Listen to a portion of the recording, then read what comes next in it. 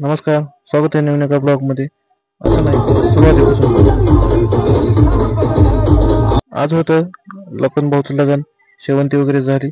मग काय चालू झाला राडा. बघा कसा आहे दणका.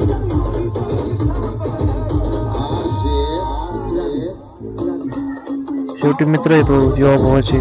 कोणी कशाला ऐकत आहे. एकाहून चढ एक डान्स करत होते. सर्वांनी खूप चांगल्या प्रकारे डान्स वगैरे केला. त्यानंतर काय डायरेक्ट साऊंडवरच चालला होता. त्याचं एक आवडतं गाणं लावलं.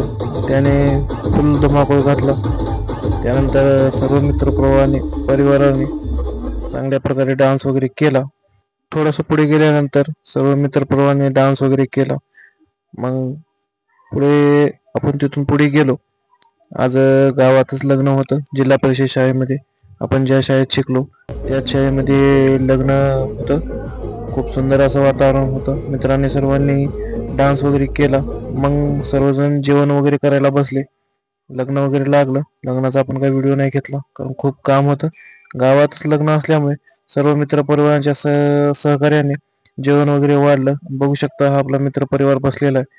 सर्वांना जेवण वगैरे वाढलं. सर्वजण जेवण वगैरे पाहुणे वगैरे जेवण करून गेले. मग म्हणलं लखन भाऊ सोबत एक फोटो घ्यायला लागतंय. मग लखन भाऊ सोबत एक छान असा फोटो घेतला. शेवटी भावाचं फायनली जे स्वप्न होतं ते स्वप्न आज पूर्ण झालं. इथं बघू शकता त्यांच्यासोबत फोटो वगैरे काढलं. मग इथं नाना चपाती वाढत होते. नानानं सर्वांना इतकी चपाती वाढली की बस हसून हसून पोटच दुखलं.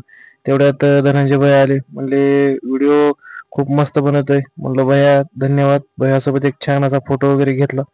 मग तिथून मेनगणा निघालो नांदेडसाठी. कारण परवाचं एक लग्न आहे. त्या लग्नाची आपल्या बालाजी फर्निचरमध्ये एक ऑर्डर होती. त्या ऑर्डरसाठी आम्ही निघालो होतो थोडंसं मटेरियल आणायला. मग काय हो लागलं लोह्यामध्ये जाम. 30 मिनिटं लागली. काय झालं काहीच कळत नव्हतं.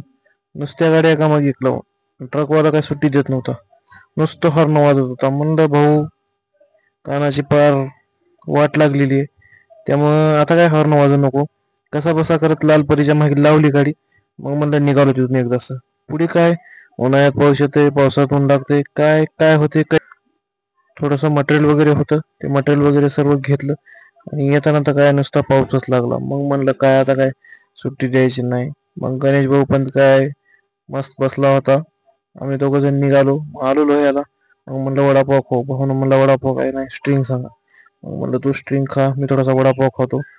स्ट्रिंग वगैरे घेतलं आणि पोहोचलो आपल्या जवळपास शिरोळ ताजबनला. सर्व मटेरियल वगैरे खाली केलं आणि निघालो गावाकडच्या दिशेने. धन्यवाद.